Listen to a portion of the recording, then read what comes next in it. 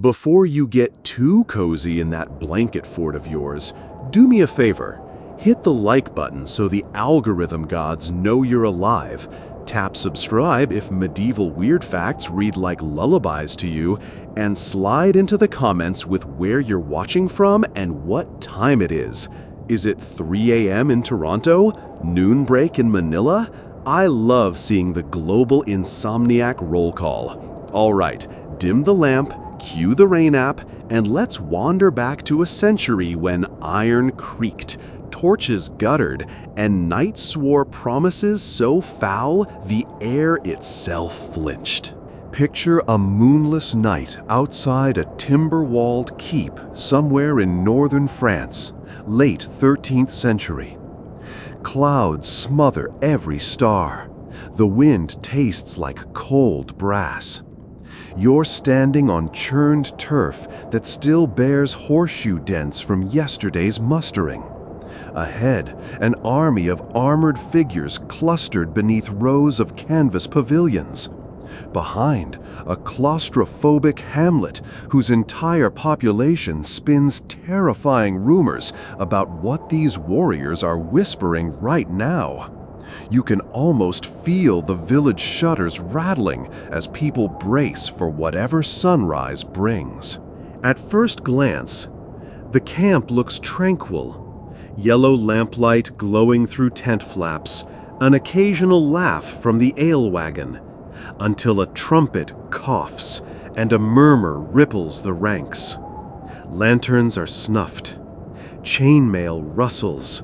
Men shuffle toward a low hill crowned by a blackened oak. You drift after them, heart tripping over itself. Somewhere inside, a part of you hopes they're just gathering for a midnight prayer. Spoiler, they are not. The clearing around the oak bristles with spears like metallic reeds. A thin priest in travel-stained cassock holds up a reliquary, St. Maurice's finger bone, allegedly, while a stocky knight named Sir Raoul de Parthenay steps forward. His visor is raised, revealing a face boxed in scars.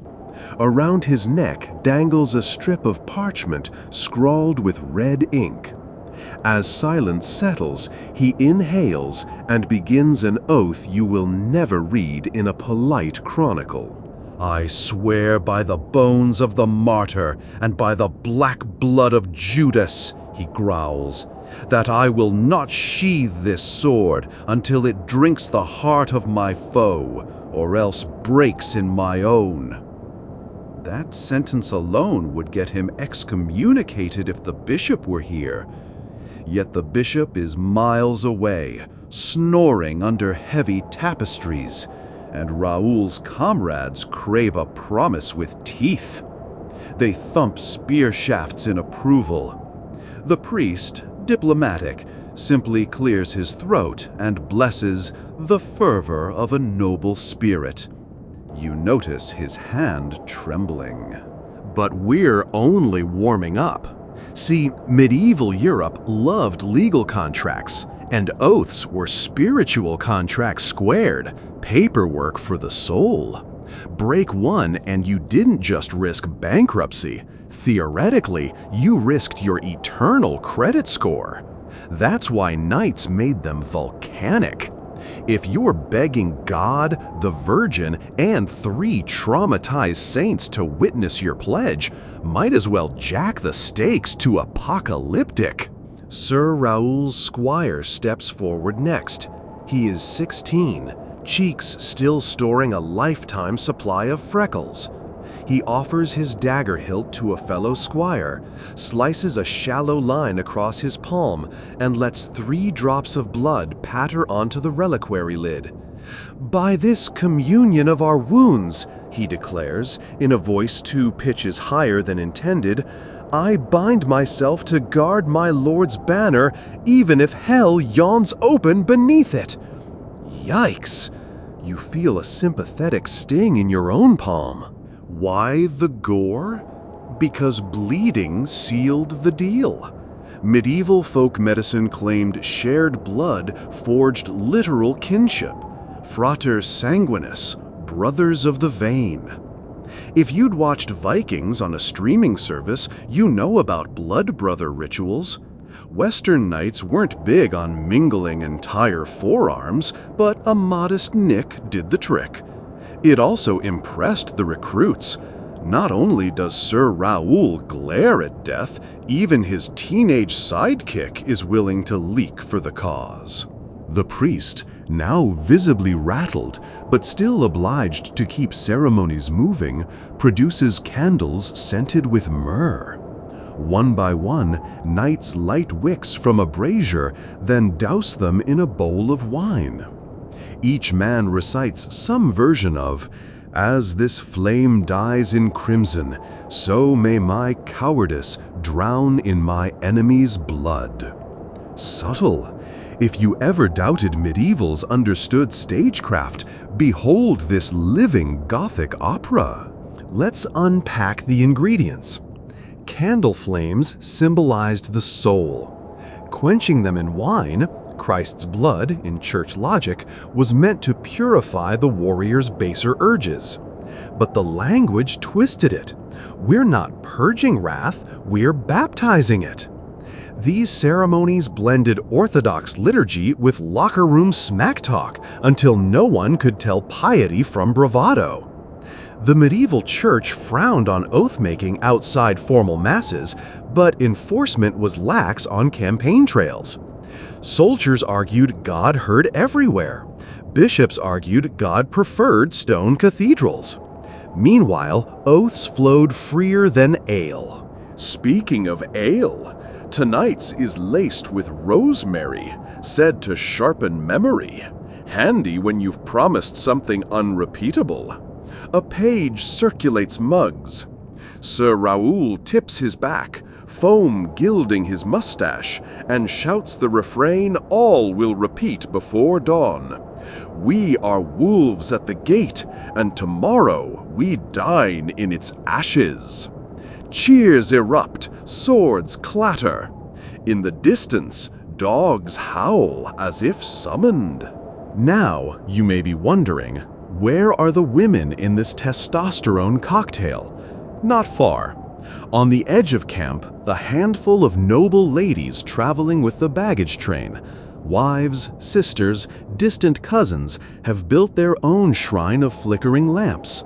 They too swear vows, but theirs twist along different lines. I pledge my prayers to scorch the sins from our men's hearts, lest they return changed beyond love. Subtext: go forth, be violent, but don't come back monsters. An impossible hope, yet hope is the lone currency war cannot devalue. Midnight drags toward 1 a.m., that thin hour when bodies crave sleep and imaginations sprout horns. Torches hiss in damp wind. The oaths grow stranger. A lean Breton knight named Jehan du Rosier swears on the cracked tooth of the devil's mare. Nobody knows what that means, but it sounds metal. And threatens to eat the eyes of any man who flees the first charge. His comrades laugh uneasily. Banter masks nerves like paint masks rot. Quick engagement break. Don't worry, Sir Jehan won't mind. If these midnight confessions are giving you goosebumps, tap that notification bell so you won't miss the next installment. It keeps the channel breathing and me caffeinated. Back to the field. Some knights improvise personal stakes. One promises to pilgrimage barefoot to Compostela if he survives. Another vows to found a leper hospital if he dies. Bit late then, friend, but A for effort. A third, drunk on rosemary ale courage, lifts a helmet skyward and bellows, "May ravens feast on my lungs if I spare the accursed!" You glance overhead, half expecting carrion birds to circle in anticipation. Remember, medieval minds saw the universe as a courtroom run by celestial stenographers. Words mattered. Break a vow and the cosmos would file a grievance. Chroniclers recorded storms, sinking fleets, and crops failing because someone skipped their penance. So these knights aren't just flexing, they're handcuffing themselves to destiny. Come sunrise, their bodies will obey what their mouths inked tonight. At roughly 2 a.m., the priest escalates proceedings. He unrolls a parchment listing the 7 deadly sins and invites each knight to spit on whichever vice he rejects most fiercely. Lust gets a surprising amount of saliva, which makes you suspect denial. Pride receives fewer gobbets.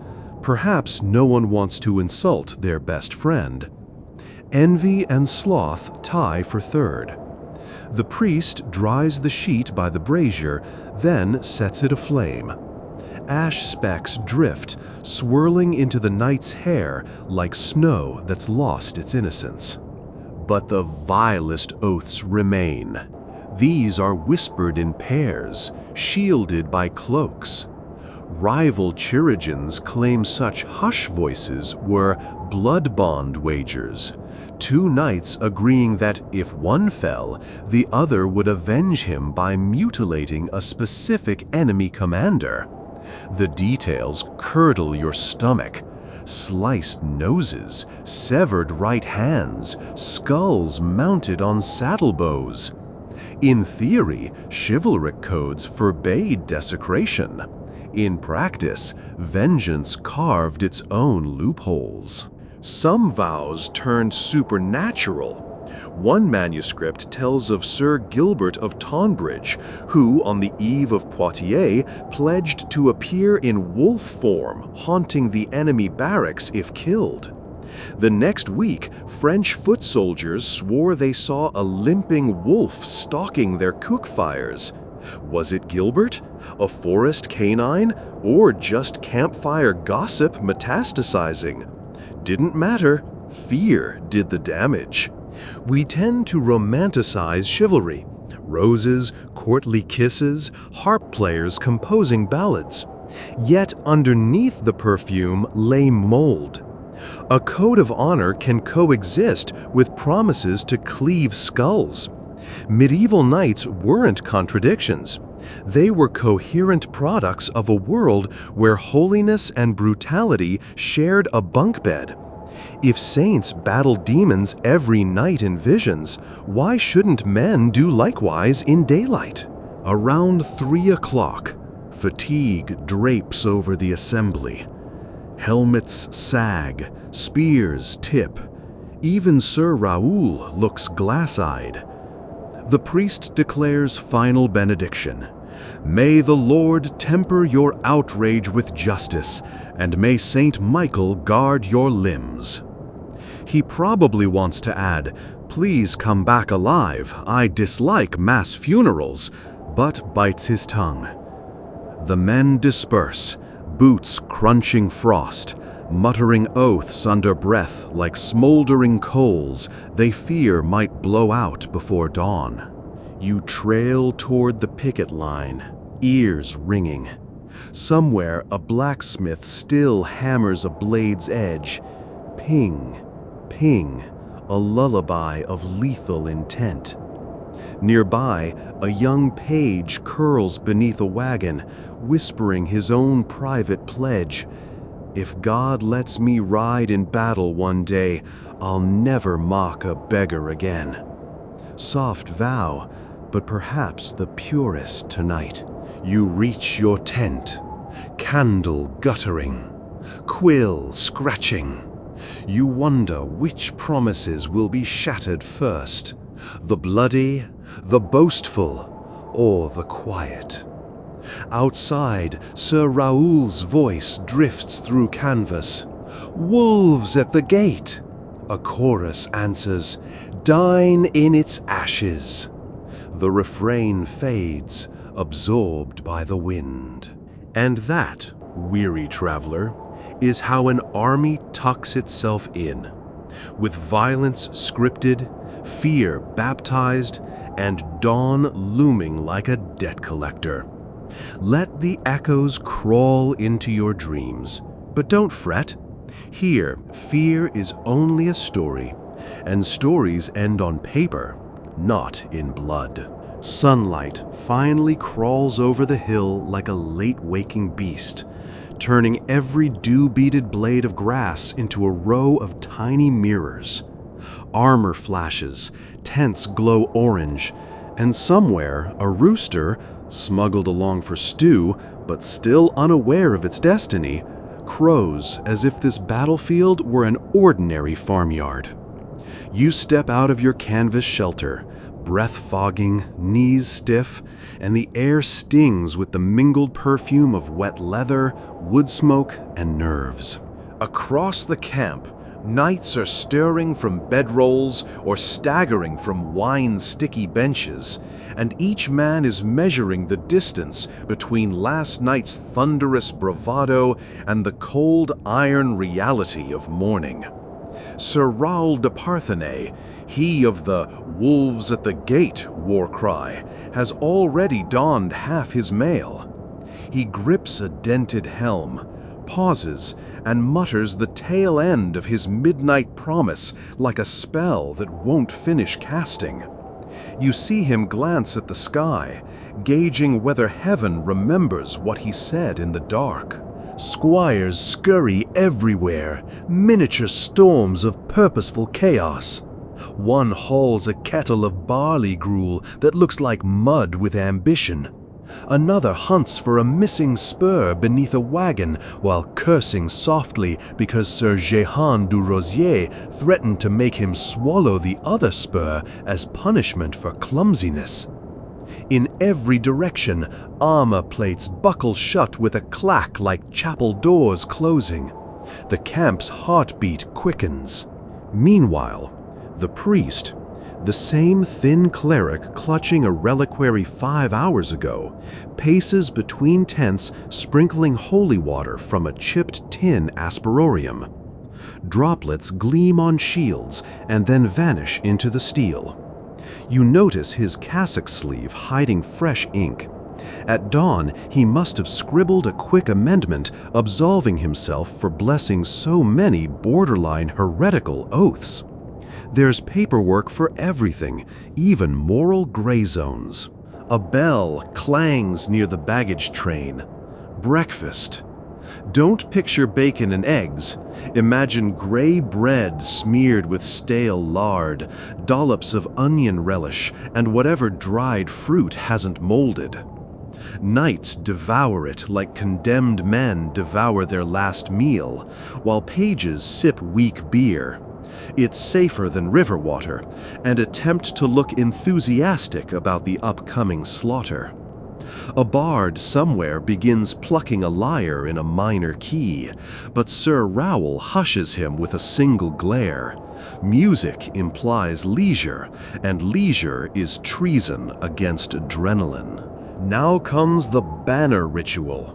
Every company's standard, colored silk sewn by wives, sweethearts, and nuns, must be unfurled in the rising sun so the wind can read their souls.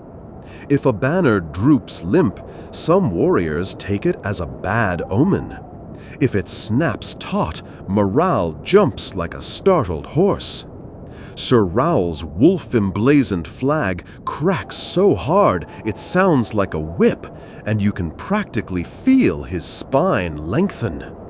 Across the meadow, the enemy pennons flutter too. Red lions, gold lilies, black griffins, each an embroidered threat. Let's zoom in on the squire with freckles, blood-packed extraordinaire.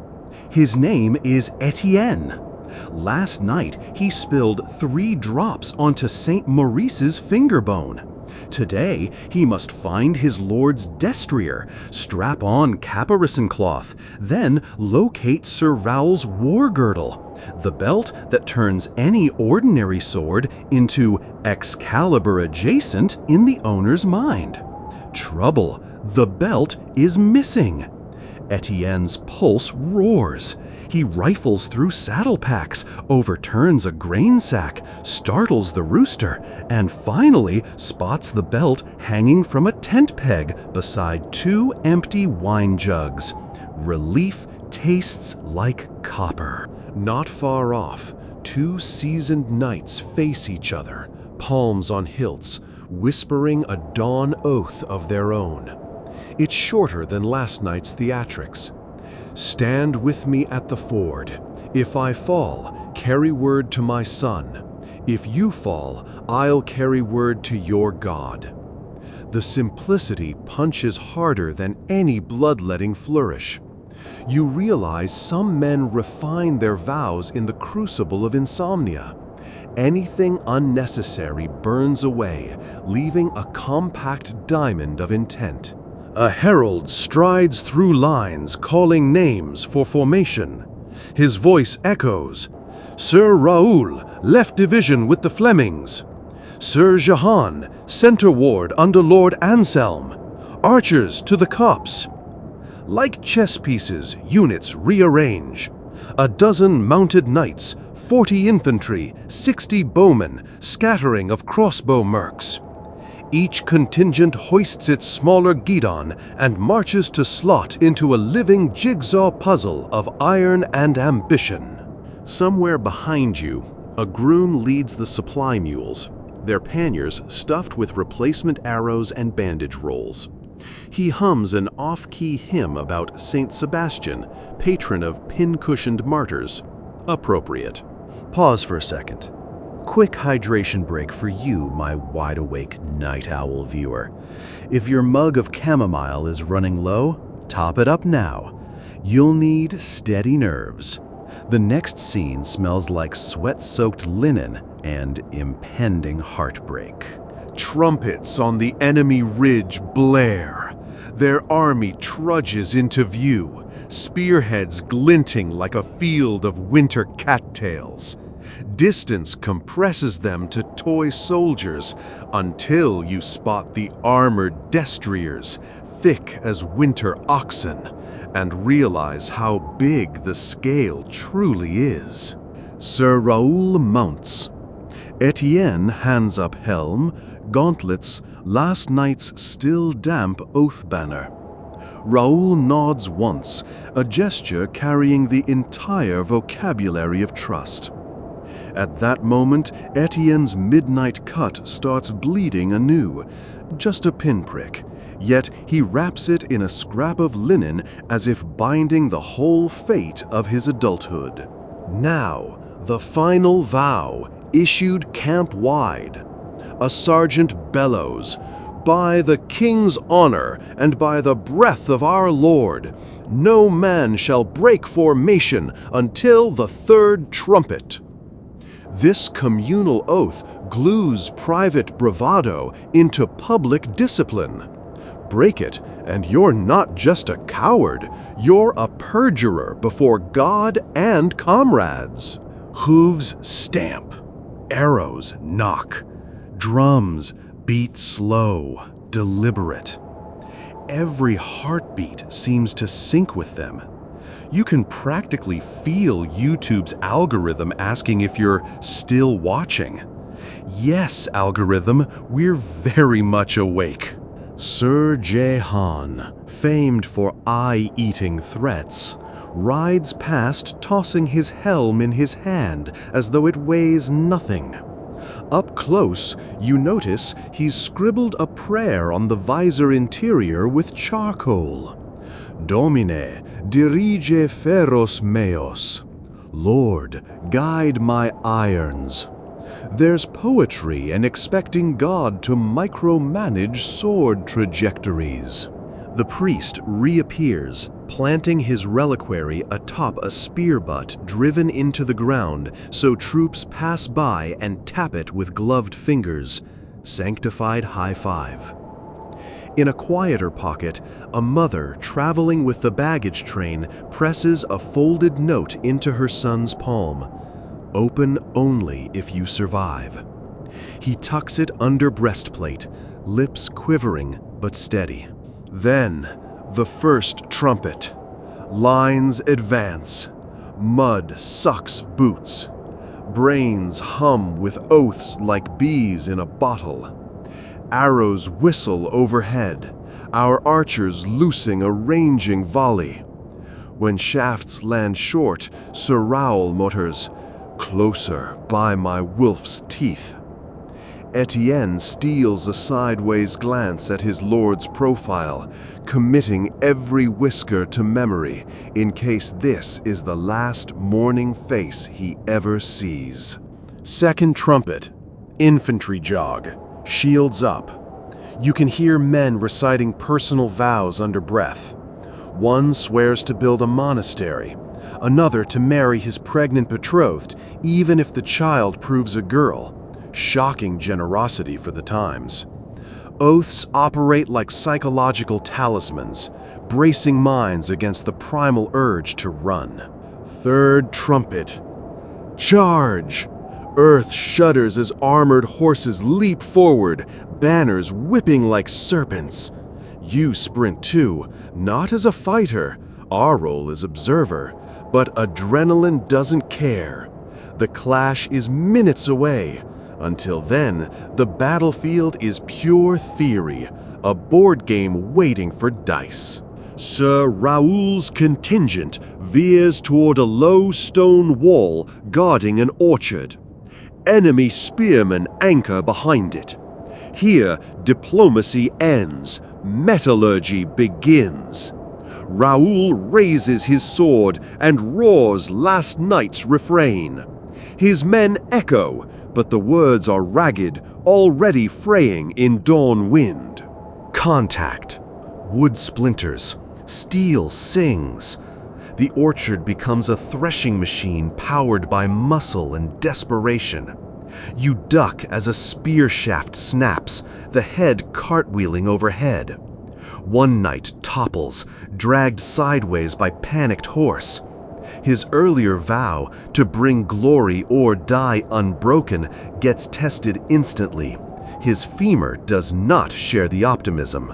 Etienne hauls the fallen man aside, yanking off helm so the knight doesn't suffocate in visor mud. He signs a cross over the unconscious brow, then bolts back into fray because Sir Raoul needs spare lances. In that dash, Etienne silently upgrades his own oath. If I survive, I'll learn letters so I can write our dead's names. War forges vows on the fly, searing them hotter than any campfire ceremony.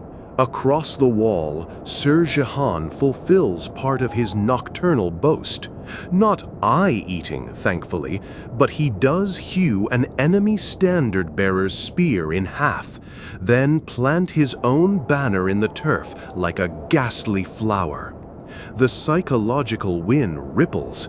You can feel Raoul's troops swell in momentum. But oaths cut both ways. On the enemy side, a towering knight in crimson surcoat bellows his own god-soaked promise and wedges into Raoul's line, toppling two men. Raoul spurs forward, and for a moment, time slows. Two vows on collision course. Swords flash. You remember Raoul's midnight words. The sword must drink a heart or break. It does neither. Instead, it catches on the Crimson Knight's pauldron, slips, gashes a horse's flank. Chaos explodes. Blood sprays, horses scream, and both champions are yanked from saddles into biting mud. They grapple, gauntlets hammering like blacksmiths forging regret. Around them, lesser vows combust. Footmen shriek promises to saints if only they can crawl away whole. archers pledge to quit drink forever if their next arrow flies true. Etienne sees his lord down. He vaults the stone wall with surprising grace, brandishing that once-lost war girdle like a makeshift whip. He loops it around Crimson Knight's throat, yanks. The enemy stumbles. Raoul seizes advantage, dagger sliding under gorget. A spurt of bright arterial red arcs into sunlight for half a heartbeat. Then the knight slumps. Vow honored? Technically, the blade found flesh, the heart stilled. Sword didn't break. Sir Raoul pushes to a knee, glassy-eyed. Etienne's palm wound bursts open anew. Their blood from 2 nights ago mingles on the dying knight's cuirass, sealing oaths in a grisly trinity. History won't footnote that detail, but you just witnessed it. The battle rages another hour, yet momentum has tilted. Enemy lines crumple like poorly folded letters. Fugitives scatter toward forest skirt. Trumpet blasts recall our troops. Pursuit halts. Chivalry dictates ransom over slaughter, at least while wallets still jingle. Mid-morning sun now blankets corpses in gentle light, as if forgiving them. Field surgeons hurry with bone saws and bandage bolts. The priest hunts for Raoul, ready to record vow fulfillment status. Some promises he'll mark as redeemed, others postponed, a few clearly broken. These columns matter for penance fees later. Sin accounting is a booming medieval industry. Sir Raoul, helmet off, hair pasted with sweat, stares at his sword. It didn't break. Is he relieved or disappointed? He'd attached destiny to that binary. Now fate seems messy. He murmurs something to Etienne. Keep the belt, you earned it. Promotion encrypted in leather. Around them, surviving knights exchange weary nods like men leaving confession. Some will commission chantry masses in gratitude. Others will forget their pledges by next payday. Oaths, like steel, can corrode. A hush falls, pierced by distant weeping. Camp followers identifying bodies. Sir Raoul limps toward the brazier still smoldering from last night's ceremony. He tosses his blood-caked dagger into the embers. Metal hisses. Then he raises eyes to the sky and whispers nothing audible, perhaps revising his contract with the cosmos one more time. Night will come again, with new tents, new wineskins, new fears. And you and I will be there, lanterns lit, chronicling how victories birth fresh vows that tomorrow's dawn might break. The sun has shimmied far enough past noon to gape at the wreckage in honest light. And suddenly, the battlefield isn't heroic. It's a butcher yard. Spears, once jaunty in the dawn, now droop like snapped reeds. Flags hang half-mast on javelins jammed into ruts. The earlier thunder of hooves has drained away, leaving flies to negotiate real estate on cooling breastplates. Even the victorious carry themselves like men who have been emptied and refilled with gravel. And yet, beneath this hush, paperwork is blooming like mushrooms after rain. A pair of clerks in ink-spattered surcoats arrive from the Royal Chancery wagon, each wielding a parchment scroll as though it were a scalpel. They begin compiling the day's first ledger: who lived, who died, who bled enough to merit hazard pay, who captured a ransom-worthy noble, whose fancy vow has now matured into a taxable asset. Yes, oaths are taxable. The Crown's auditors discovered decades ago that a knight who swears, "I'll fund a chapel if I survive," is, in fact, promising future construction revenue. Might as well secure a down payment before the zeal evaporates. Sir Raoul de Parthenay emerges from a cluster of wounded, fresh linen wrapped round one thigh. Etienne, still gripping the war girdle Raoul gifted him, shadows his lord like a hawklet. They halt before the clerks. "Name," drips the senior scribe, quill already twitching. Raoul de Parthenay, Banner Lord of the Wolves' Gate Company, Raoul replies, voice hoarse. He glances toward the stretcher line where yesterday's drinking companions now take shallow, rattling breaths. Then, steadying himself, "My vow fulfilled." The clerk looks unimpressed and asks for the gruesome details so he can label the record FV, Fides Vindicata, Faith Delivered. Raoul obliges with minimal gore. Paper scratches.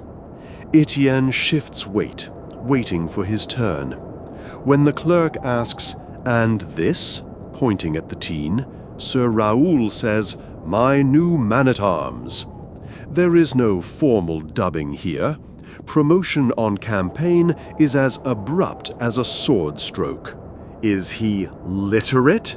the clerk asks, eyes narrowing, as if the kingdom's bureaucracy might hinge on that single syllable.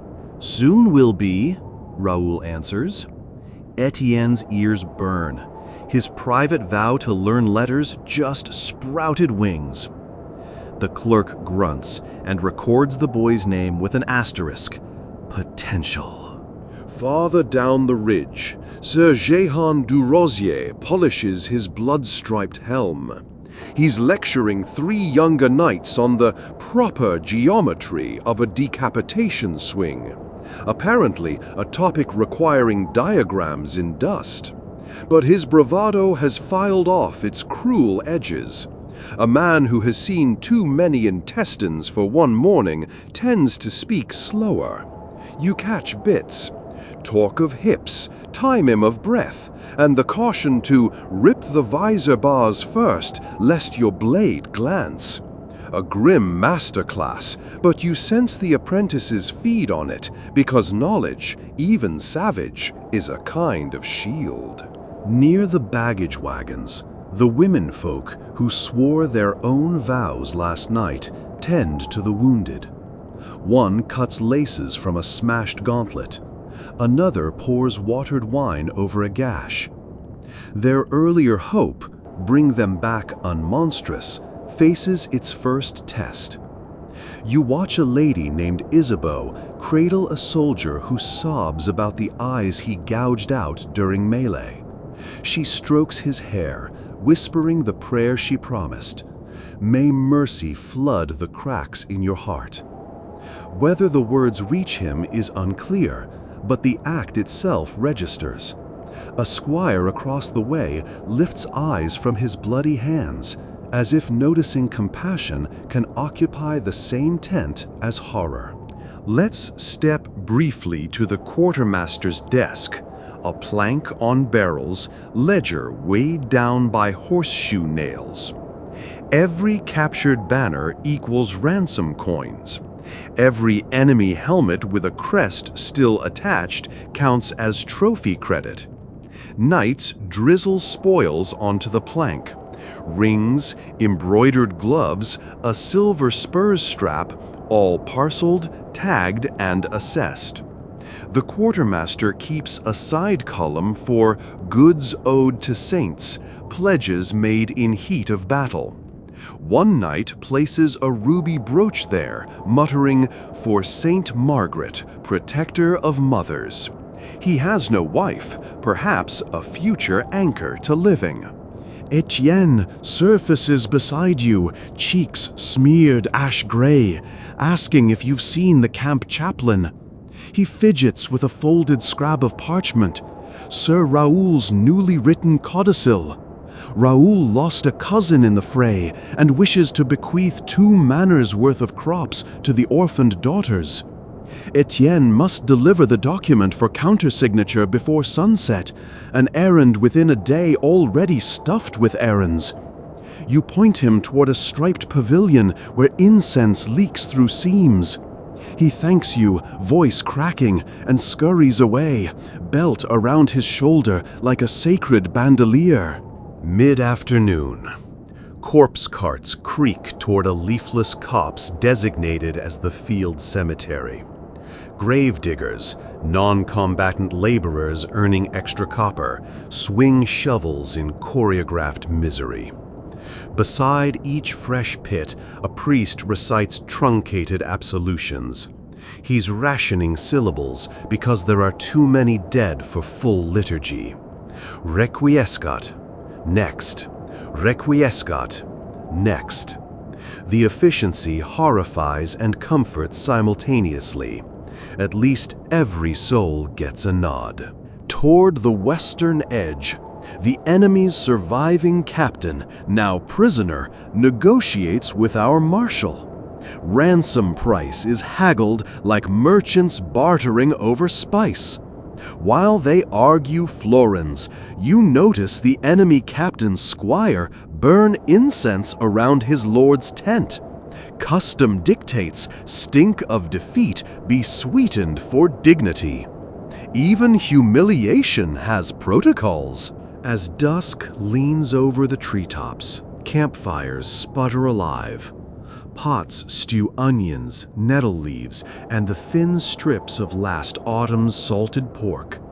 The scent twists through damp air, mixing with iron tang of blood, until the two become strangely indistinguishable, nourishment and violence in one vapor. Sir Raoul sits by a small blaze, knee bandaged, sword across thighs. Etienne returns, codicil stamped with the chaplain's seal. Raoul nods, satisfied. Then he does something unexpected, hands Etienne a quill, and says, "Write your mother."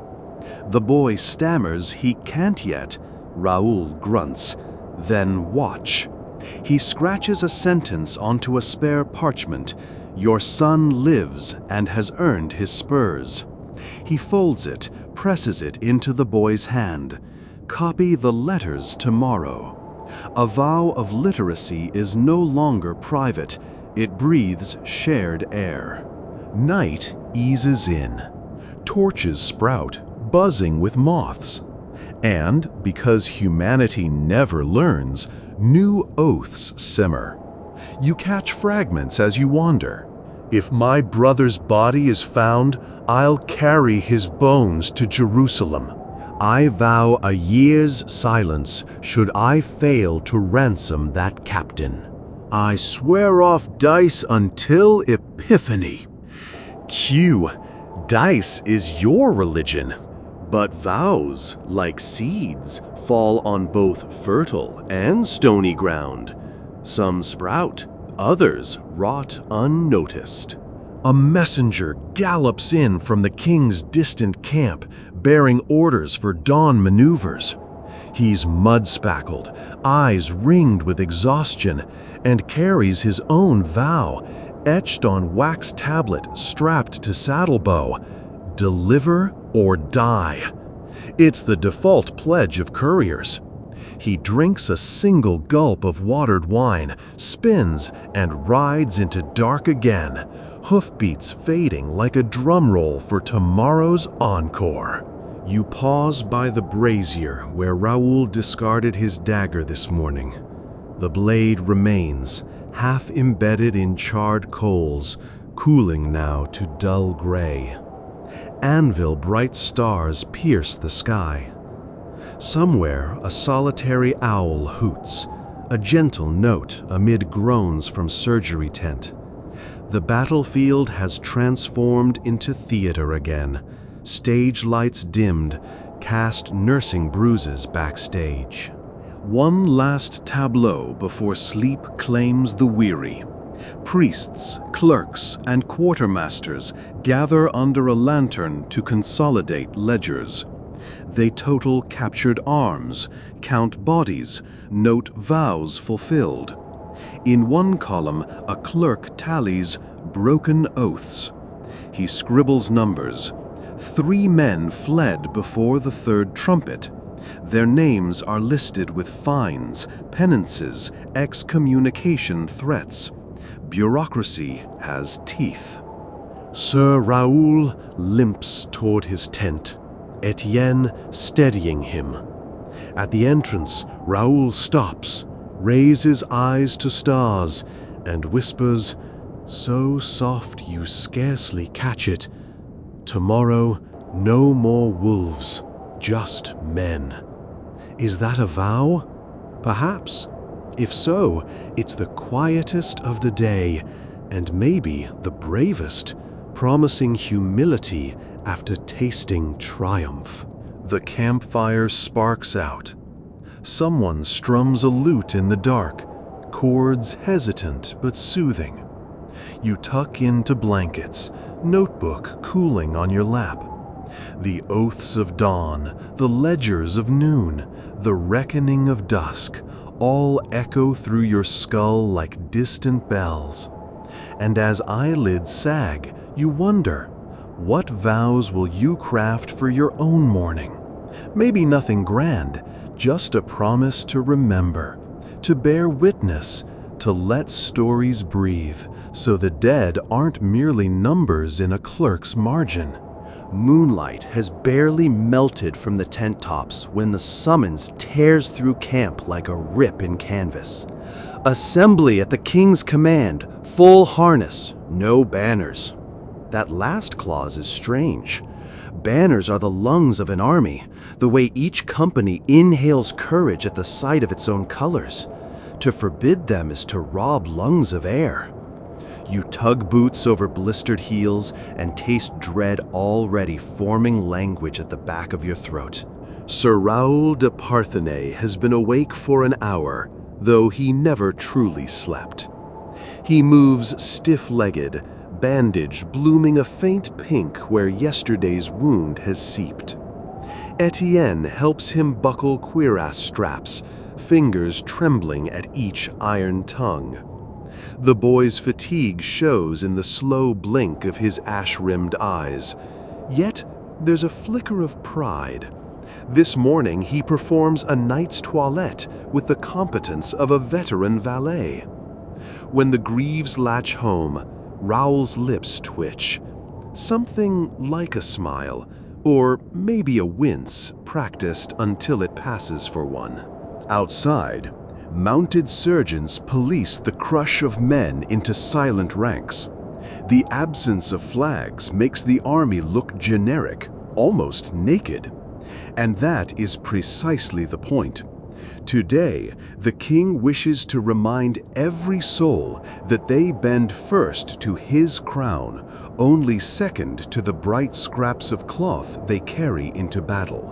You drift toward the assembly ground where a low stage of hastily nailed planks waits beside a single gilded stool. The king will sit, not stand. Another signal. Sitting says, I judge. Standing says, I plead. Kings seldom plead. Trumpets, spare, almost apologetic, announce the sovereign. He ascends the stage, flanked by his constable and the royal confessor. No herald recites his titles. This too is ominous. Titles are recited when there is pageantry. Today is something colder. The king's gaze brushes the crowd like an executioner's finger tracing necks. When he speaks, his voice is calm, but pitched just short of kindness. Yesterday, God delivered us victory. Today, I must deliver him order. He gestures to the constable, who unrolls a parchment bristling with red seals. These are the oaths sworn before battle. Some were fulfilled, some were broken. Some, brethren, were monstrous. A murmur ripples, quickly hushed by spear butts pounding earth. The constable reads names. First the honored, knights who rescued comrades, squires who shielded priests, even a kitchen boy who dragged 3 wounded across a trench. Cheers bloom, then die. Next come the offenders. You feel the collective breath of 1,000 throats catch like thread in a needle's eye. Sir Jehan du Rosier, gasps, swore to spare the convent of Saint Radegonde should it fall within our reach. Instead, he pillaged its relic coffer and violated sanctuary. For this breach of holy vow, he is stripped of rank and property and will ride at noon to the papal legate for penance. Should Rome refuse him, the crown will. Sir Jehan's face, usually a carnival mask of arrogance, now resembles wet parchment. 2 guards escort him away amid silence heavy as chainmail drenched in rain.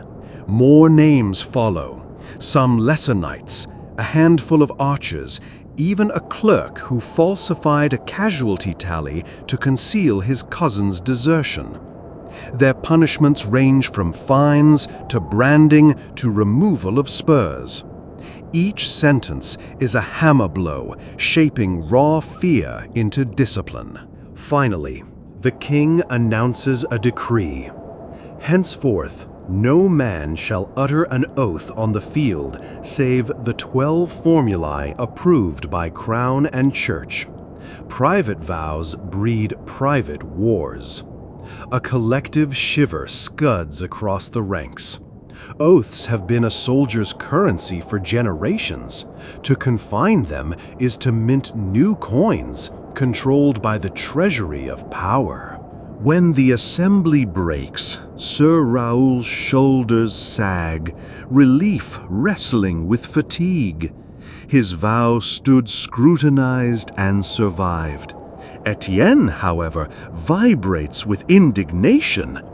"But, my lord," he whispers, "what of a man's right to pledge his own soul?" Raoul lays a gauntlet on the boy's head. "Souls belong partly to kings, partly to God. We lease them, lad. Never forget the landlord." Mid-morning, the spoils market. By custom, the day after judgment, the camp hosts an impromptu bazaar where loot captured on the field is traded before official quartermasters inventory the rest. Think of it as medieval duty-free, everything cheaper because technically illegal. Tents erupt in motley stripes, blankets spread with curios, goblets, jeweled sword hilts, even a velvet-bound psalter whose pages still smell of chapel incense. You wander aisles where bargaining sounds like whispered confessions. 5 souls for the ring, but I throw in the bishop's seal. One mercenary peddles dice carved from an enemy knight's knuckle bones. Another hawks arrowheads twisted into crude crucifixes. Superstition is lucrative. Etienne, pockets near empty, hopes to buy parchment to practice his letters. A seller demands 3 sous per leaf. Extortion. But Raoul intervenes, swapping a silver belt clasp for a dozen sheets. He hands them to the boy with the gravitas of a coronation. "Write truth," he says, or at least write full measure. Etienne nods like a novice monk receiving first quill reliquary. Just then, the enemy captain, still hostage, strolls through market, flanked by guards, yet permitted to browse. Prisoners of worth enjoy odd liberties. Their comfort is leveraged for negotiations. He eyes a wool cloak, barters using a signet ring from his own finger. One cannot help but admire the audacity, ransoming himself one trinket at a time. A hush spreads. The royal confessor appears, robed in black, carrying a casket studded with iron. He opens it to reveal parchments of indulgences, papal waivers of temporal punishment. Soldiers swarm like bees to spilled mead. The price? A portion of loot or a vow of pilgrimage. Commerce and salvation interlace.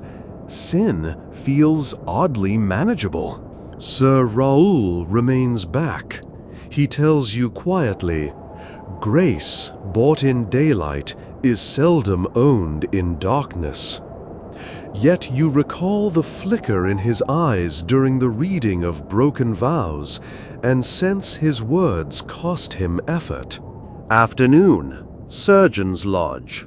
The field chirurgeon has commandeered a sheepfold, now dense with groans. Blood-soaked straw mats the floor. Iron hooks hang pots of boiling pitch and wine. Here vows of mercy meet the butcher's craft. You volunteer, curiosity or penance, who can say, to assist the barber-surgeon, Master Guillot. He orders you to steady a torch while he removes a quarrel head lodged in a pickman's shoulder. Hold the flame high, light is life, he barks. Sweat beads on your brow, smoke stings. The soldier bites a leather strap and screams as iron tongs grip flesh. Guillot wrenches, twists, withdraws metal like extracting a confession. He then sloshes wine into the wound, muttering Latin scraps equal parts prayer and profanity. Afterwards, he gestures to a board of tally marks. Each notch is a limb saved, he says. Each blank space a soul lost. You notice far more blanks. He shrugs. War writes its own sermons. A young nun helps stitch. She's Sister Heloise, from the convent Sir Jehan looted. Her eyes are dry flint, striking sparks on everyone they look at, yet her hands so steady as lullaby. You think, vows ruined her sanctuary yesterday, but vow of service still anchors her today. Dusk. Council of the Banner Lords. As sun tilts red, a council forms in a ring of wagons. Banner Lords debate next objectives over ale thinned with river water. Maps sprawl across a drum. Quarrels hatch. Lord Thibaut. We march east. Seize the ford before their reinforcements. Lady Alienor. Our horses limp. Better fortify here and ransom captives first. Sir Raoul. Voice soft but edged. The men's souls are brittle. Another assault without respite, and you'll see vows broken faster than hauberks in hail. An argument flares until the constable interrupts, reminding them of the king's decree about regulated oaths. Break men, and you break law, he intones.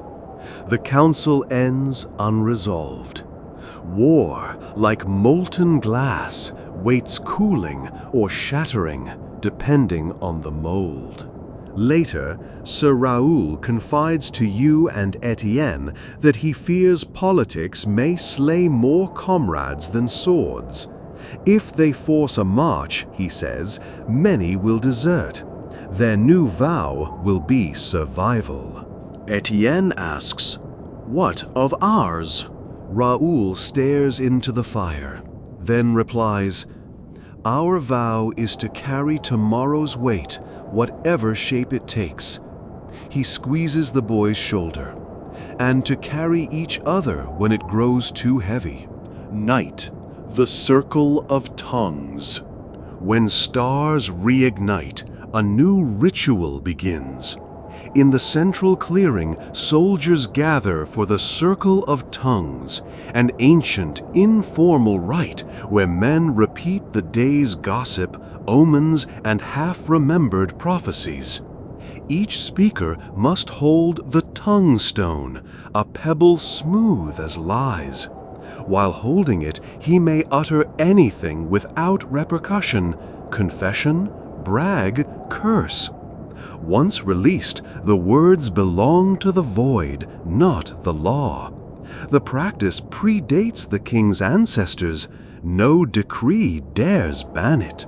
A longbowman describes seeing a raven perch upon a corpse's shield, bill dipped in eye socket. "Means the saint of black feathers marks us," he says. Murmurs circle. Some spit for luck. A washerwoman tells of a child born last night among camp followers, breech and blue, until she whispered the creed over him. The babe cried. She claims miracle. Someone responds by vowing to name his next daughter after that washerwoman.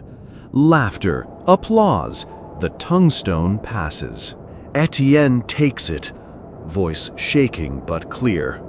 "I vow before whoever hears that I will learn to read this campaign's chronicles before they're forgotten, so when I kneel a knight, I can speak truth, not tavern tales." The crowd knocks cups to dirt in approval. When he finishes, he presses the pebble into Sir Raoul's palm. Raoul hesitates. Finally, "I vow that if command drives us to folly, I'll shield my men from their madness, even should crown or church scorn me." The silence that follows is thick as pitch. Some gasp, others nod. The pebble leaves his hand heavier than when it entered. You realize you too hold a vow silently in lungs, perhaps the vow to chronicle without flinching. But you let the pebble pass. Words already flood your quill. Just before dawn, the quiet reckoning. Hours later, camp slumbers, broken only by watch calls. You sit outside the scribe's wagon, candle guttering, writing these notes. Above, Orion strides westward. He too is a soldier bound by eternal oath to chase the horizon yet never reach it. Inside the wagon, clerks snore among scrolls. One parchment lies atop the stack, tomorrow's draft orders. You resist reading, but glimpsed enough. At first light, march east. The decision Lady Eleanor dreaded has been made. Wind lifts tent flaps. Somewhere an anvil clangs as Smith tempers blades for dawn. And in the hush you sense vows coiling, sharpening, waiting to spring. Some toward glory, some toward ruin. All toward inevitability. Close your eyes now, listener, and imagine the crimson edge of sunrise kissing helmets, the groan of leather straps tightened, the crack as banners unfurl again despite yesterday's ban. Here 1,000 private promises ignite like tinder. Smell iron, pitch, fear, hope. We will walk into that dawn soon enough. For the moment, breathe. Let the fire's last ember trace slow spirals behind your eyelids. If you wish the chronicle to continue, march orders executed, vows tested under a new sky, simply whisper, "Continue," and Part 5 will ride to your bedside like a courier at midnight. Mourning tolerates no secrets, least of all the ones you swore would never leave your tongue. Before the eastern sky even softens, drums tap out the order we glimpsed in that illicit draft. March east, seize the river ford, no exceptions. You wake to the smell of horses already sweating and men already lying to themselves. Sir Raoul de Parthenay rolls from his blanket, armor cold as judgment, and mutters to Etienne, "Well, lad, today we trade sleep for distance." If you're new here, quick reminder, tap the little subscribe bell before we shoulder the next mile, and let me know in the comments which medieval job you'd last longest at, torchbearer, squire, or maybe the camp cat. All right, back to the road. The column slithers out of camp just as bats fold into the dawn. Banners unfurl again, so much for yesterday's prohibition. And each cloth rectangle is a rumor fluttering overhead. The king rides at the center, flanked by the confessor and a knot of standard-bearers draped in fresh white to, ironically, purity of intent. Footmen tramp in double files, packs clacking with iron pans and stolen chalices. Nobody talks about the sentences read the day before, but everybody remembers. By mid-morning, the sun is a mailed fist. Helmets grow oven hot, rivets sear skin. Etienne, walking beside Raoul's destrier, balances a waterskin between shifting straps, sneaks sips only when the knight pretends not to notice. The boy is scribbling notes in his head, no parchment spare while on march, so each observation must lodge behind his eyes until evening. Women driving supply carts, a jongleur strolling backward while playing pipe to amuse archers, a pair of monks debating whether sweat voids a fast. He stores it all, the way a miser hoards coins. Around noon, the forward scouts return with word. The ford is lightly held, just a dozen spearmen and a timber palisade. Simple, except rumor adds a darker guard, a relic bearer who claims the river itself is holy and will drag sinners under. Raoul hears and snorts. "Water kills enough without miracles," he says. Still, you notice him touch the small cross beneath his gorget. The king orders an immediate assault. No tents, no midday meal. Lines form along a poplar-spotted ridge overlooking the bend. Siege engines remain behind. This will be speed over spectacle. Sir Raoul's company receives the vanguard honor and risk. Etienne knots Raoul's surcoat laces, fingers slick, while the older knight checks his longsword's edge with near-tender strokes. "Remember," Raoul says to the boy, "courage begins in the belly, but it lives in the legs. Keep them under you." Etienne nods, though both their legs are jelly from hours of marching. A trumpeter blasts 3 notes, the king's sign that all private oaths are now eclipsed by royal command. Men surge downhill like gravel in floodwater. You stay atop the ridge with the baggage guard, your job to chronicle. From here, the clash looks almost orderly. Shields lift, spears brace, arrows hiss. But order collapses at the palisade, where mud sucks boots, and the relic bearer chants above the gate, brandishing a glass vial said to hold river silt from Jordan itself. He shrieks a curse. A crossbow bolt answers, shattering the vial into glittering dust. For a breath, the whole field pauses, as though waiting to see if heaven cares. When no lightning strikes, everyone exhales, and violence resumes louder than before. Sir Raoul breaches first, driving a shoulder through rotten timber. Etienne is right behind, dagger drawn, though he has never killed anything larger than a hare. A spearman lunges, Raoul parries. Etienne, almost by accident, slashes the man's calf.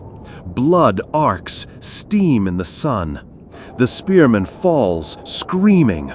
Etienne staggers back, horrified that the scream feels like applause inside his chest.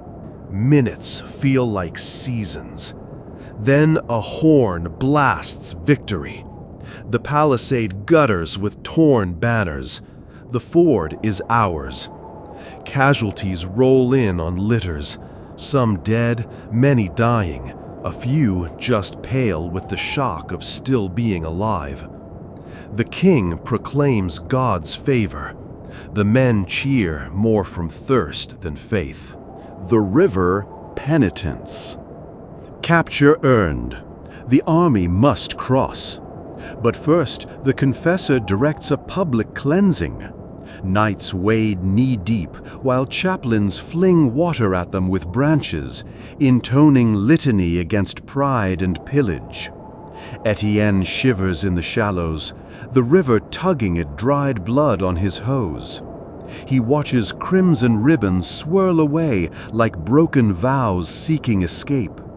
Sir Raoul kneels fully submerged, eyes closed, lips moving.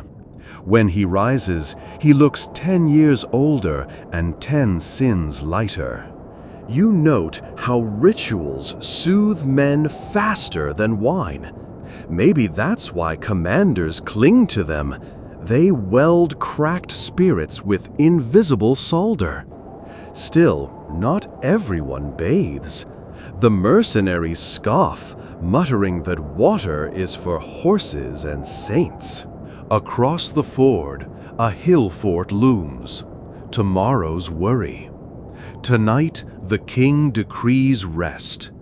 Tents bloom again. Cooking fires crackle, and someone strings a lute, strung with horsehair. Music threads through camp like a balm. Sir Raoul gathers his retinue. Etienne, 2 archers, a cook, and you, around a low fire. He produces a flask of strong wine saved for treaty days, but tonight qualifies. He pours thimbles, no more. They toast to vows unbroken, though each privately amends the wording. The cook toasts to knives clean, the archers to arrows true. Etienne to words remembered instead of forgotten. You merely sip, thinking of parchment still blank. The Wormwood Pact. Deep in the night, when most fires have guttered, a clandestine meeting unfolds near the surgeon's lodge. You, restless, witness from shadows. The emissary of a rival lord, the one rumored to oppose the king's new oath rules, speaks to 2 captains. He offers vials of wormwood poison, enough to foul a battalion's water. In return, he wants documents exposing the king's ransom terms for the hostage captain, knowledge he can sell up court. The captains hesitate, glance over shoulders. Finally, they refuse, but not on moral grounds, simply too risky. The emissary fades into dark, taking toxins with him. You scribble a note on scrap. Poison barter attempted. Names. Then burn it. Ashes safer than ink if tents are searched. Yet the knowledge weighs. Truth is a blade without sheath. To carry it is to risk blood, someone else's or your own. Past midnight.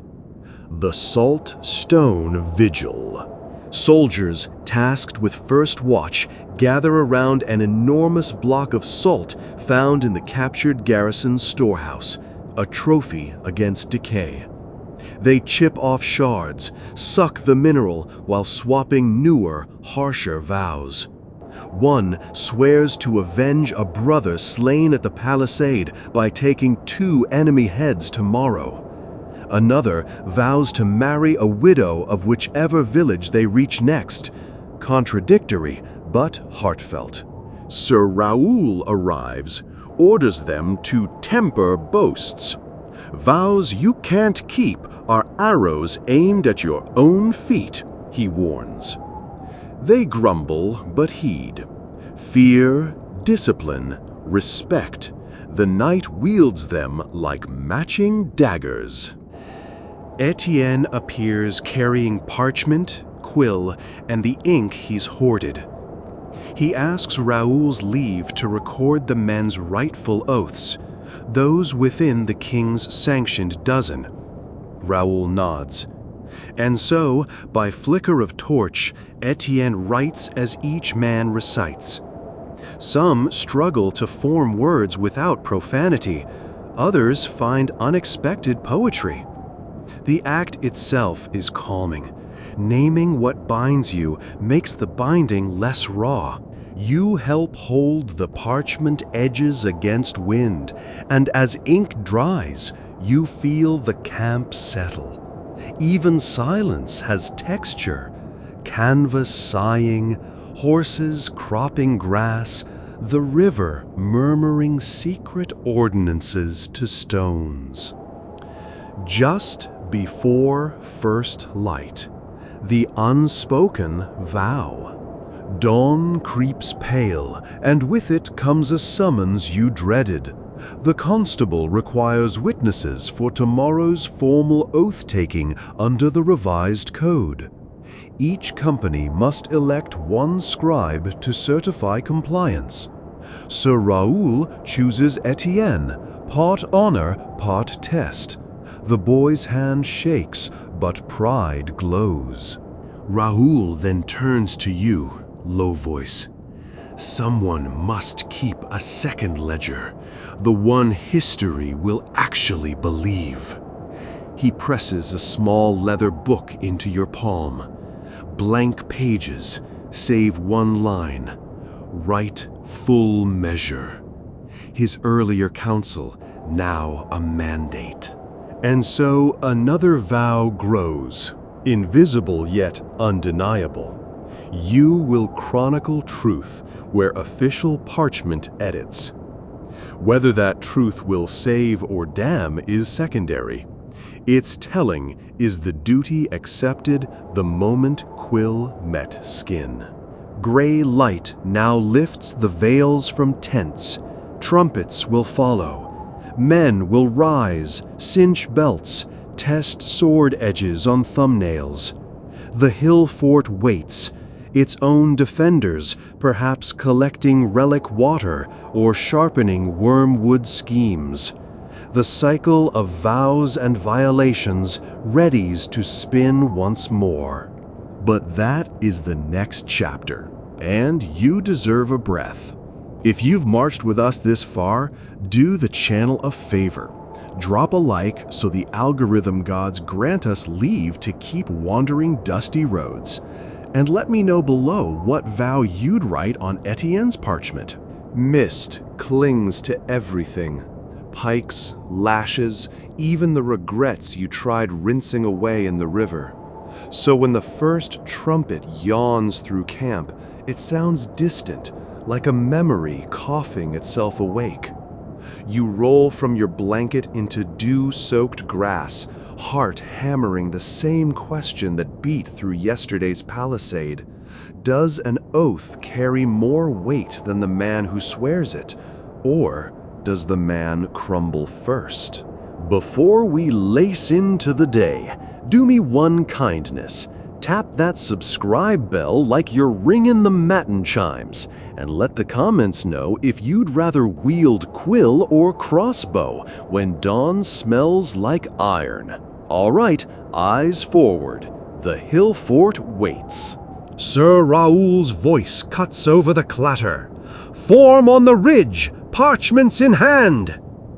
Etienne hustles beside him, clutching the king's immaculate register, each man's vow inked in clerk-tight script. You tuck Raoul's clandestine ledger under your cloak. It feels heavier than any sword. Lines assemble in two ranks, penitent and mercenary. Chaplains stride the aisle, sprinkling holy water. The droplets hiss on greaves. A herald reads the sanctioned dozen oaths, voice flat from repetition. No looting of shrines, no striking clergy, no breaking ransoms, no unsanctioned blood vengeance, and so on. Half the soldiers mouth the words, half bite tongues raw to keep from laughing. When signatures are demanded, many mark with an X. Binding enough, the clerks insist, in eyes of God and King. Etienne records each stroke, parchment trembling in his grip. But when he reaches Captain Morel, the same man who refused wormwood bribery, something flickers. Morel signs, then murmurs just loud enough.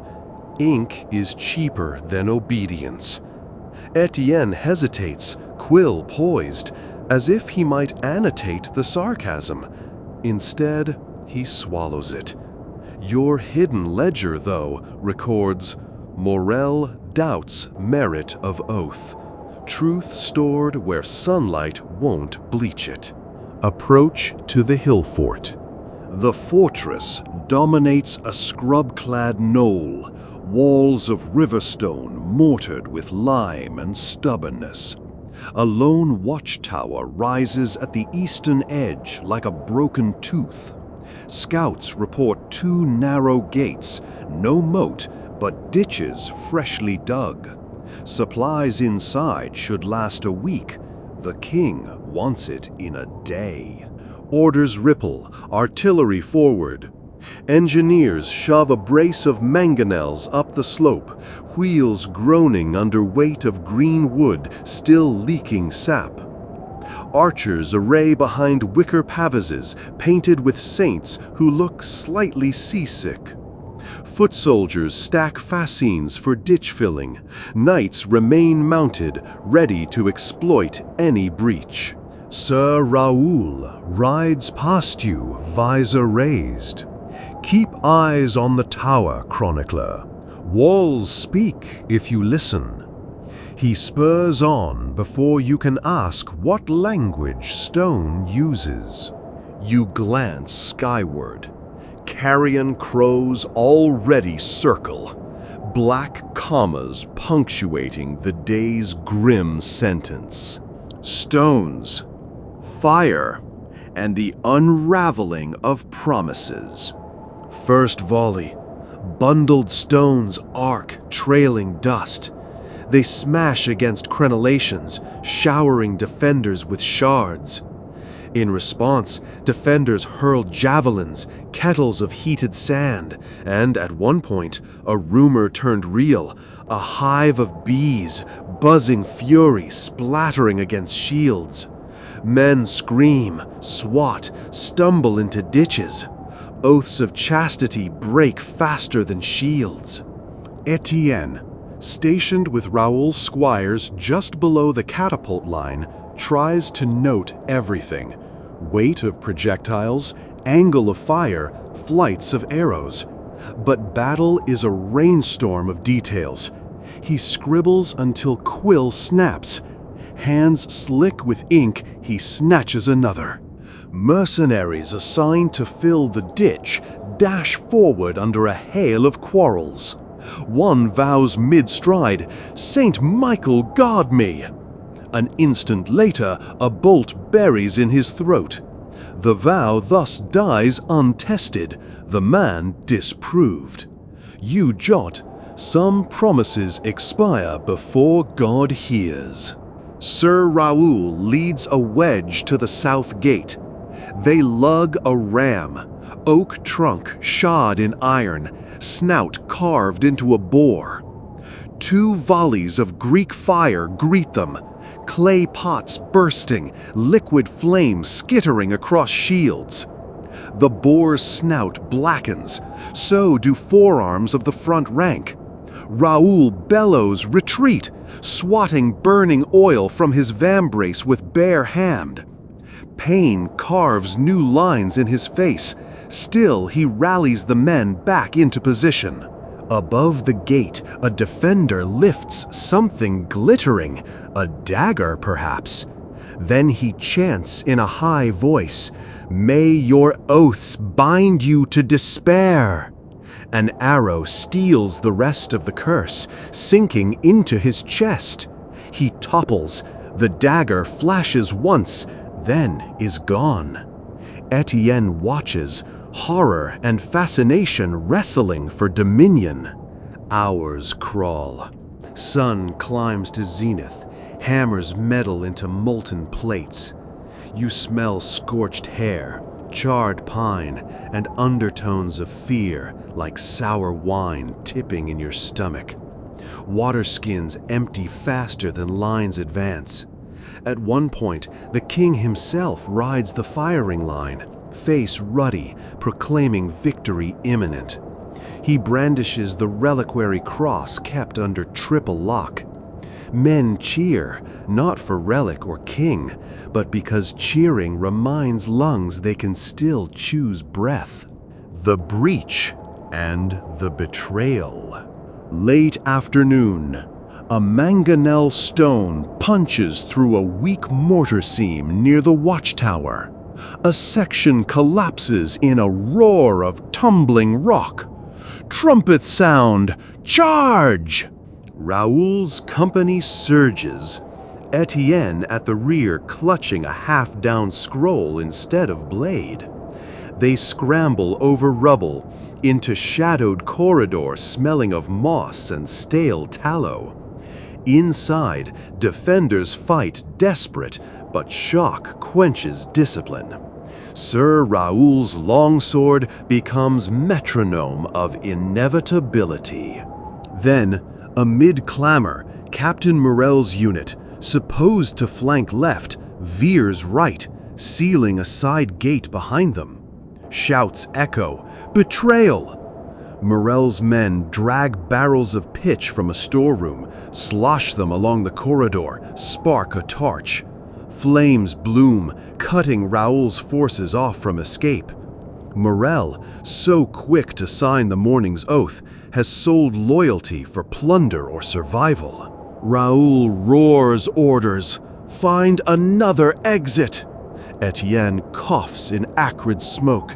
You are outside the walls, witnessing orange tongues leap from arrow loops. The king's standard jerks, falters. Panic ripples. Is victory turning to trap? Archers focus on the sealed gate. Bolts rattle, but hinges hold. Inside, Raoul leads a charge up inner stairs, hoping higher ground means air.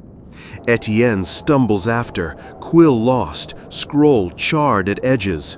He clutches the king's oath register, now spotted with ember burns, the symbol of all those boastful promises curling into ash.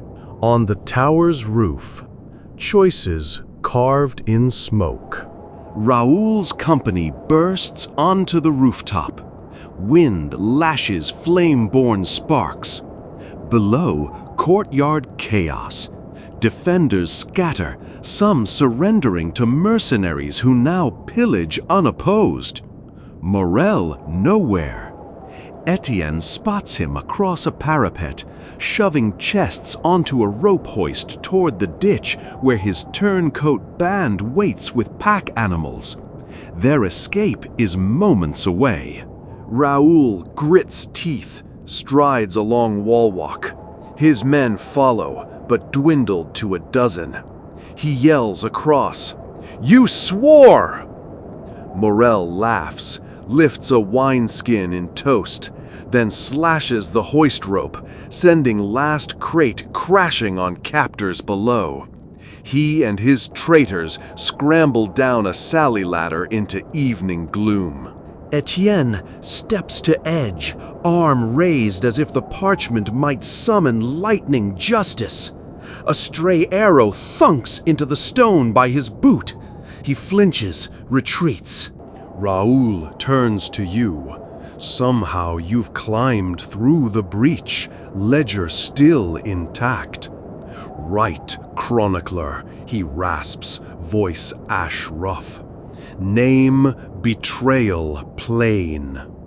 You nod, pen shaking against leather cover. Your first entry. Captain Morel forsook oath at 9th hour, lit pitch, absconded with spoils. As smoke clears, horns signal fort secured. The king's forces hold charred corridors, but at cost. Casualty lists spool like funeral ribbons. Victory tastes of soot and broken promises. Night in a gutted keep. Camp re-establishes inside ruined walls. Surgeons stitch by torchlight. Scribes tally. Priests mumble absolutions so rapid they blur. The king sets heavy fines on any looting, but sacks already vanished. Enforcement is theater performed long after audience left. Sir Raoul sits on a toppled merlin, gauntlets off, palms blistered. Etienne kneels, binding his burned forearm with linen torn from the very oath scroll, inked vows wrapping scorched flesh, symbolism almost too neat. Raoul chuckles, pain-drunk. There, lad, promises finally serve purpose. You dip quill, document rations, losses, murmurs of mutiny. The hidden ledger fattens. You feel like a millstone. Truth passes through you, and what pours out is heavy flour that might bake bread or feed wolves. Midnight. Raoul summons you and Etienne privately within a half-fallen chapel. Moonlight through broken roof stripes the floor like prison bars. He speaks. Tomorrow we ride before dawn. The king hunts Morel. He'll need testimony. Etienne's book shows his signature. Your ledger shows his treason. Guard them. He presses a dagger into Etienne's shaking hand. Words sometimes need steel escort. You ask if Raoul trusts the king with such truths. He sighs. Trust? No. But honesty unchecked breeds worse rot. If justice shrugs, at least history will point accusing finger. Thunder rumbles. Summer storm approaching. Wind through roof makes candles stutter. Raoul smiles faintly.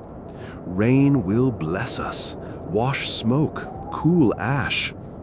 But you suspect rain merely rearranges filth. It never removes it. The night dismisses you to sleep. Etienne curls beside broken altar, dagger clutched like child's toy. You sit vigil, writing until storm finally breaks overhead. Water drips through holes onto parchment, smearing ink like bleeding truths. But enough legible remains. Before you drift. Tonight's lullaby is thunder over shattered stone, mixed with snores, sobs, and the soft rip of parchment turned in restless hands. Let it carry you into uneasy dreams, friend.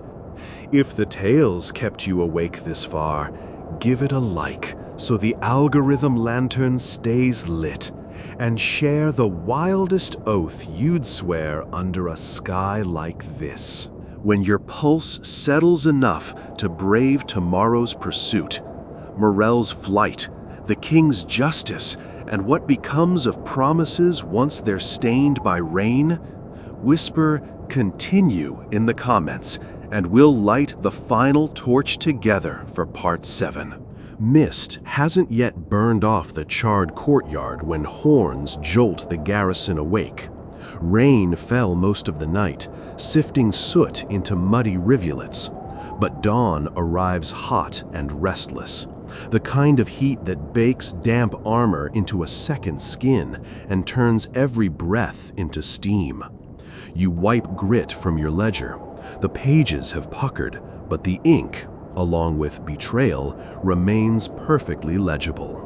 Raoul's burned arm is bound in fresh linen, yet he moves with the same clipped certainty you've watched carve order out of chaos since the campaign began.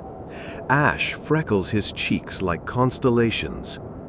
Etienne marches beside him, clutching both parchment registers, the king's glossy oath roll and the secret ledger you filled during yesterday's breach. A dagger still hangs at his hip, more ornament than weapon. You hope he never needs to discover which. "Mount up," Raoul calls. "Traitor buys no mercy with distance." No trumpets blare. Secrecy rules the morning. A hand-picked pursuit column, 30 horse, a dozen light infantry, and yourself, slips through the ruined south gate into a landscape rinsed clean by rain, but still slick with regret. Hooves drum against wet earth, sparrows scatter. Somewhere ahead, Captain Morel's turncoat band drives pack mules, swollen with stolen coin and relics, toward the forested frontier. Their head start is thin, your anger thick. The track twists through barley stubble and low hedgerows littered with night's debris, dropped helmets, a split wineskin, hoof-plowed mud streaked crimson. Raoul dismounts often, pressing boot to prince, muttering distances like liturgical refrain. At each pause, Etienne copies his estimates, while you log notes the king will never see unless you survive to read them aloud. Soon the trail veers into the weeping wood, named for birches that shed resin clear as tears. Sunlight filters through leaves in green-gold shafts, painting the pursuit column with cathedral hues far grander than any stained glass. Yet beneath beauty lingers silence heavy enough to choke. Birdsong fled when soldiers arrived. Midway up a ridge, scouts signal halt. Ahead, a shallow glen where 3 pack mules graze unattended. One crate splintered open, spilling chalices, votive candles, a carved ivory Madonna snapped at the waist. Morel jettisoned weight to buy speed. Raoul kneels, fingertips brushing hoof divots. Northeast, he decides, eyes narrowing toward a ravine whose stone throat exhales cold mist even now.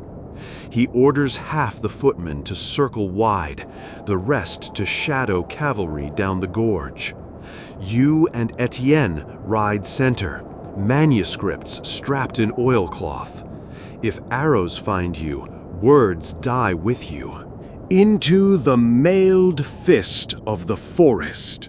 The ravine squeezes sunlight into a single pale ribbon overhead. Limestone walls rise damp and furred with moss. Ferns drip. Hoofbeats echo twice, once real, once ghost, until you can't tell if the sound behind belongs to friend or foe. Everyone feels it. This is ambush ground. As if provoked by thought, A quarrel screams from a fissure 90 paces upslope. It punches through the eye slot of Raoul's forward scout. The man collapses without word, helm ringing on stone. Shouts flare. Arrows hail downward, splitting shields and skulls alike. Morel's band dug in overnight, prepared to trade plunder for blood. Raoul barks for dismount. Horses rear. Infantry scramble for alcoves. You flatten against rock, ledger hugged to chest. Etienne crouches beside you, parchment rolls tucked beneath his jerkin, tremor coursing from shoulders to boots. Return fire begins. Our archers loose upward, but angles betray them. Shafts glance off ledges, clatter useless. So Raoul shifts plan. Advance by flank. 2 men cover, 2 climb. He lifts his own shield. Burn-scarred fingers flex around iron boss and leads first dash under arrow rain. Etienne starts after, but you grip his sleeve. Your weapon is ink, you hiss. He needs witnesses, not corpses. Reluctantly, he stays. Knights scale stepping stone ridges, stabbing upward at bowmen hiding in clefts. Steel clashes. A scream tumbles past, a mercenary falling, body cartwheeling before splattering near your boots. His cloak unfurls mid-air, revealing the king's crest he once served. Etienne retches. You steady him, then scribble line. Loyalty proves lighter than gravity. 20 minutes of raw noise, then a lull. Raoul's helmet crests the rim atop ridge, followed by a gauntleted hand waving advance. Survivors scramble upward, you among them, lungs searing. Atop the cliff, battlefield shrinks to a clearing knifed out of brambles. Morel's rearguard lies broken, 8, maybe 10 bodies. Blood freckles dewy grass like spilled garnets. But Morel himself, gone deeper, leaving breadcrumb corpses to mark retreat. The clearing of questions. Reassembled column counts its losses. 6 dead, 9 wounded. Father Hugh prays over the fallen while extracting arrows from the living. You help cauterize a gash with red-hot dagger. The smell of searing flesh seizes your throat, but steady hands write straighter lines later. Etienne approaches with a question no one voiced. Sir, if Morel reaches the border, will the king pursue into rival lands?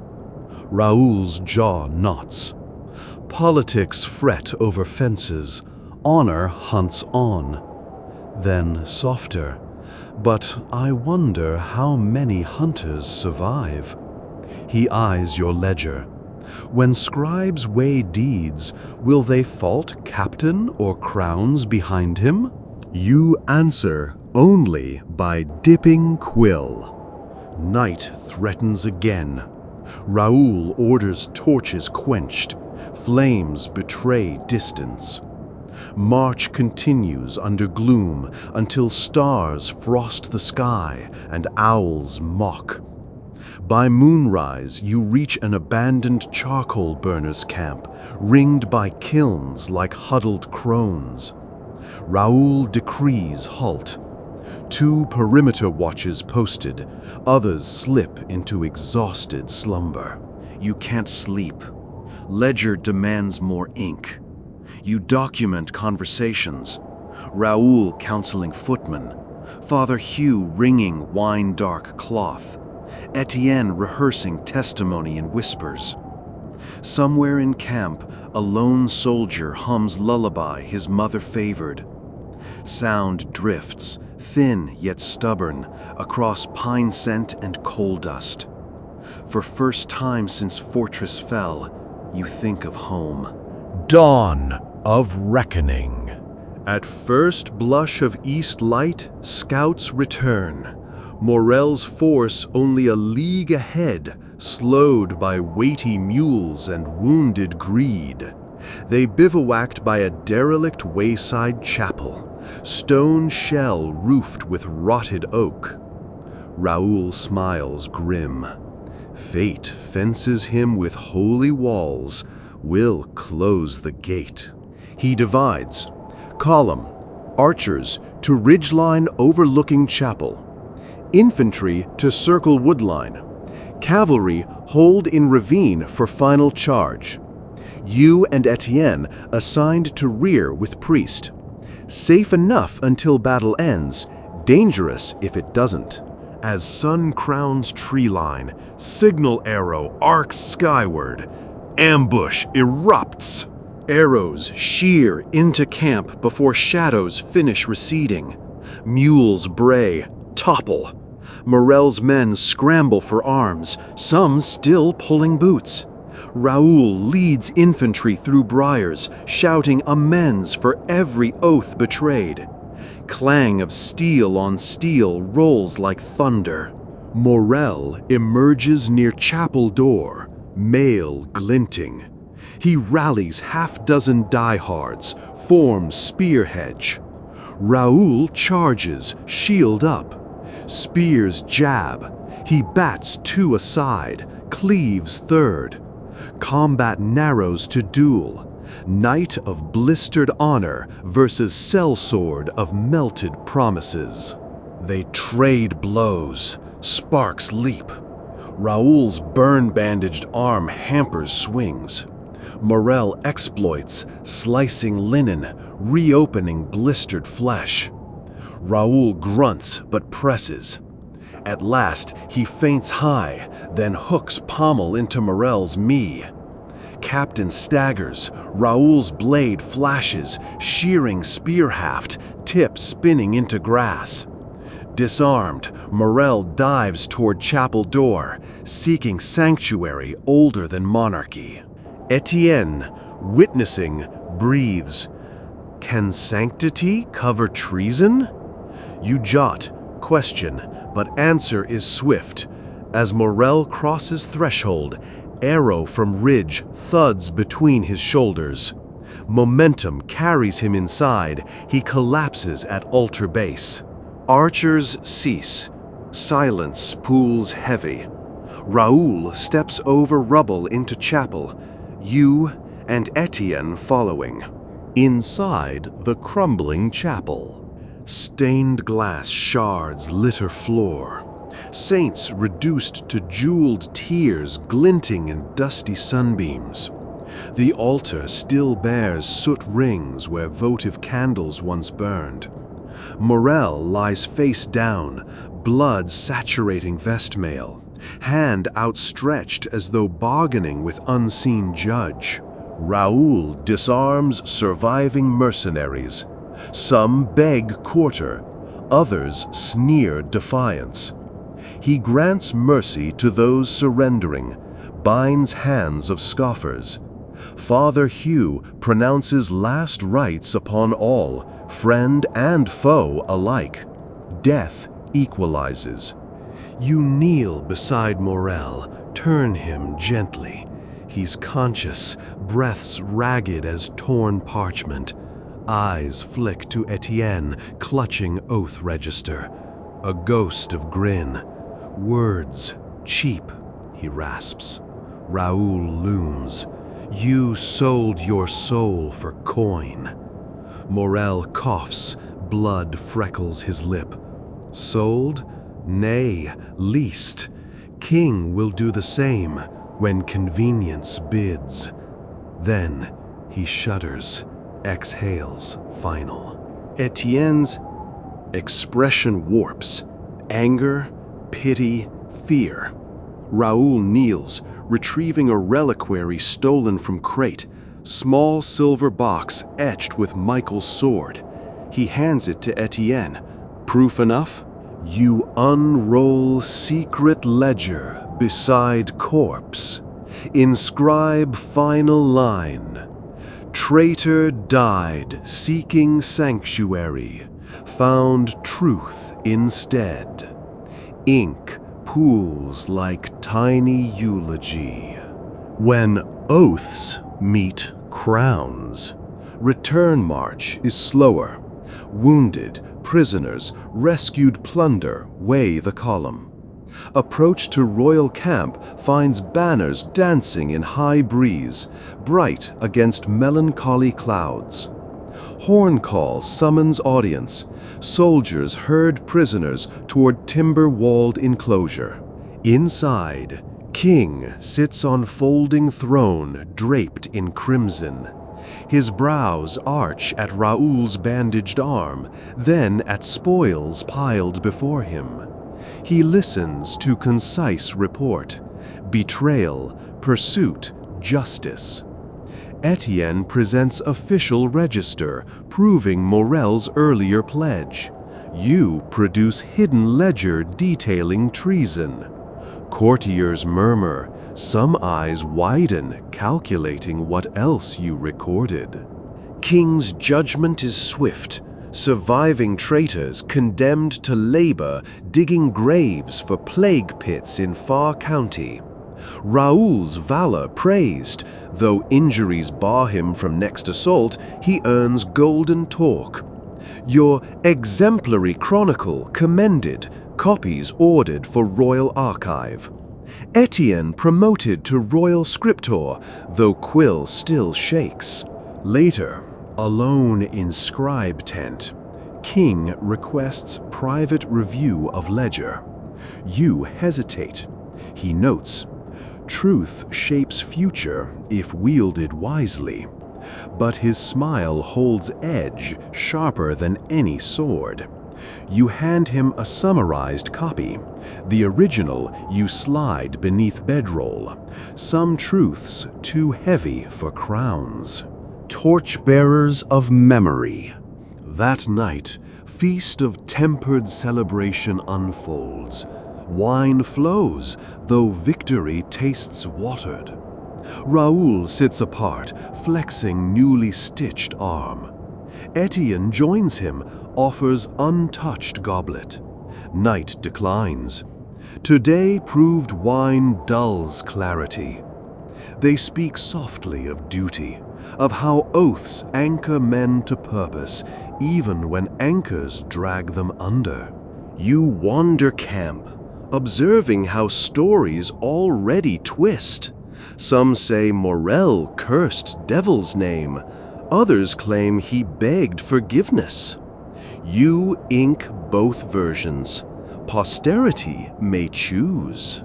At fire's edge, Father Hugh addresses small circle. Men bind themselves with words, yet God weighs hearts, he intones.